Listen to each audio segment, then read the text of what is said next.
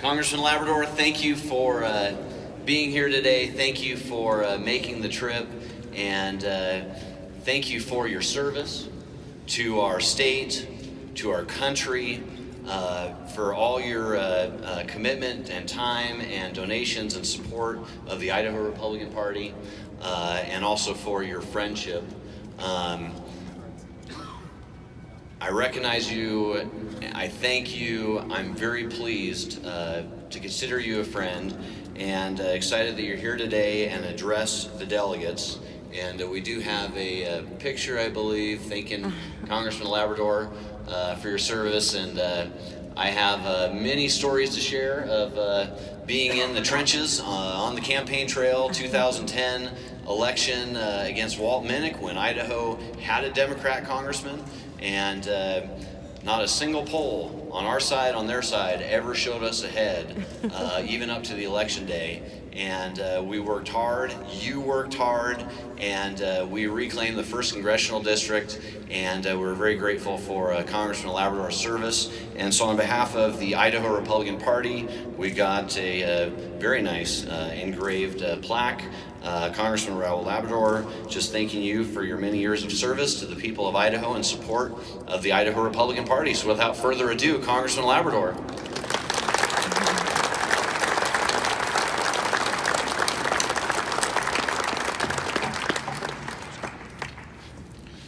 Good afternoon.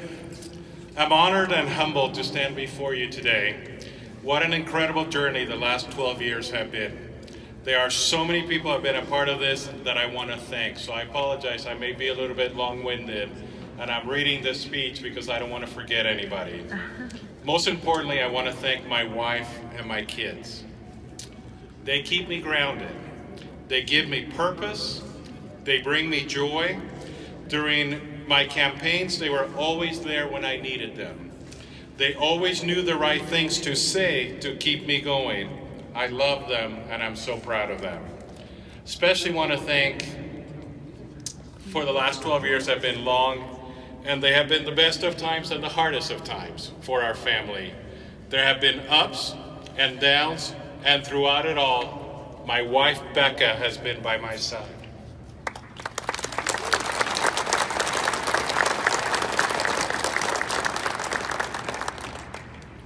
She's been my rock when I needed it most. She picked me up when I was down. She is my closest advisor, my greatest cheerleader, and my most honest critic. The one I trust the most. She has never let me down. She is the source of my greatest joys in this life, and I would be nothing without her by my side. I love her with all my heart. And though she is no longer with me, I want to thank my amazing mother. She sacrificed everything to make sure that I had an opportunity to succeed in my life. She believed in me long before anyone else. It was her love, her wisdom, and her determination that propelled me to dream big and to work hard. She is the reason I am standing here. I love you, Mom, and I miss you. I am especially grateful to my campaign staff. Their commitment to our message and our vision for the last 12 years has never wavered. I especially want to thank China Gum for the last 8 years. She's been by my side, and she's been a great, loyal, helpful friend. Also grateful that this last year I had the opportunity to work alongside my oldest son, Michael. It has been an awesome experience to work with him. I also want to thank my congressional staff. I'm especially grateful for my 2 chiefs of staff, Mike and Doug, who have given advice, support, and encouragement throughout my career. Over the last 8 years, I've had some great staff come and go, and I would not have been able to achieve anything without their help. I want to thank them all. I also want to thank the hundreds of volunteers across Idaho who have helped me throughout the years. I wish I could thank you all individually. You have been truly amazing. You have taken my breath away. I know that I couldn't have done this without your selfless efforts on my behalf. Rain or shine, good and bad, my volunteers were always there to support me and support my campaign. There's some great stories about people at 3 o'clock in the morning putting up signs for our campaign. my favorite, I have a lot of favorites, but my favorite, I was asking one of them why she was out on her own in the middle of the night putting up signs, and she told me, "Don't worry, I'm packing, I'll be okay." Finally, I want to thank the people of Idaho for giving me the opportunity to serve them over the last 12 years in the legislature and in Congress. It has been the greatest honor of my life. For 8 years in Congress and 4 years in the state legislature, I've been a champion of fiscal restraint and limited government. I promised the people that I served that I would make tough decisions, even if they weren't popular. The liberal media, some of my colleagues, and my political opponents often criticize me for voting no on big bloated spending bills because they included some money that would benefit Idaho. In fact, those votes were used against me during my race for governor, but I stand by those votes and I would not change a thing.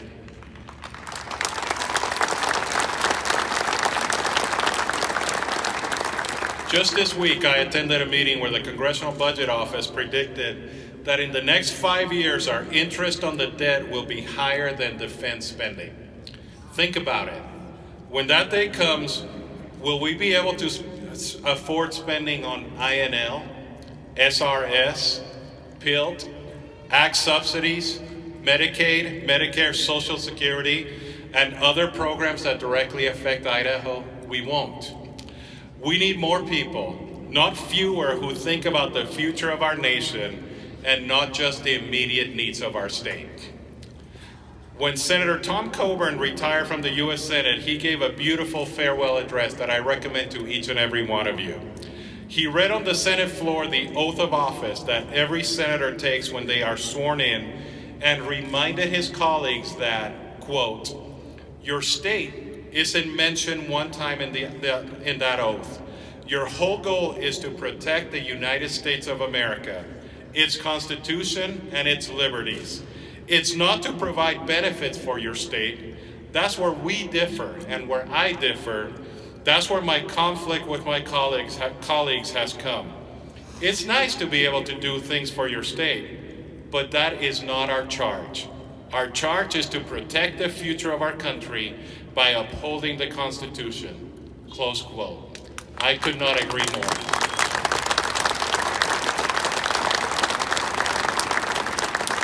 I always told my family that I would rather lose an election than lose my integrity. I tried to conduct my public life the way I tried to conduct my private life, with integrity, with candor, and with honesty, and hopefully with a little bit of sense of humor. I am happy to say that my family believes even today that I have kept my word and that I have finished with honor. Idaho is a wonderful place to live and work and raise a family. I want Idaho to truly be a land of unbounded opportunity for everyone, not just the select few who know the right lobbyist or the right politician. A place where our children believe they can accomplish remarkable things tomorrow, regardless of their circumstances today. I will be stepping from public life for a while, but I have one last word of advice to our state leaders who are here present today. We should unite as a party behind the nominees, but we should never forget that 63% of our party voted for change. You need to represent them too.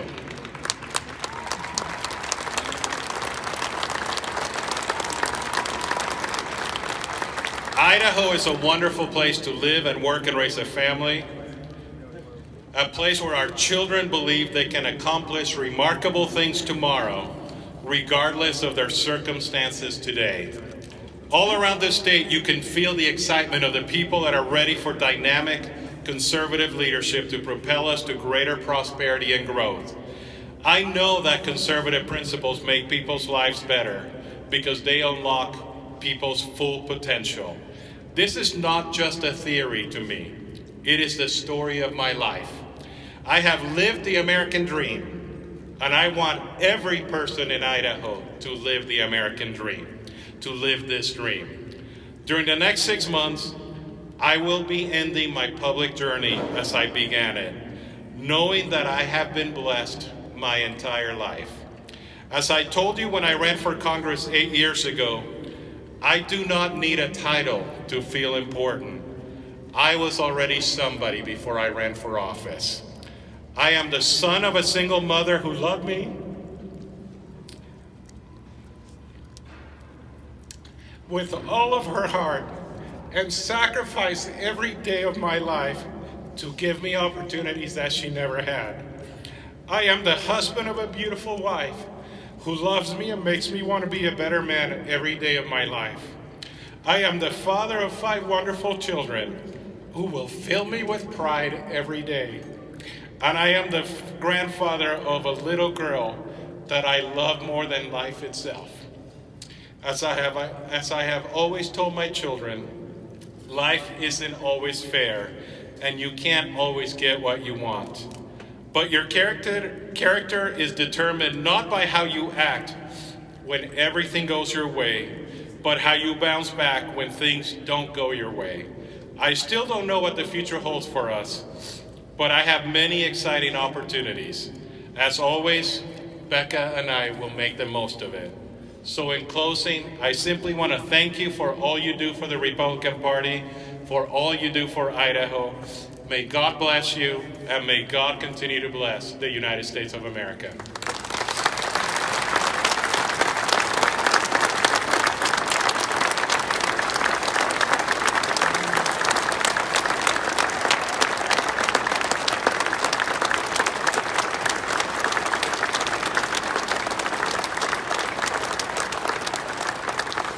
And now, with great honor and great enthusiasm, I would like to welcome the next congressman from the 1st Congressional District, Russ Fulcher.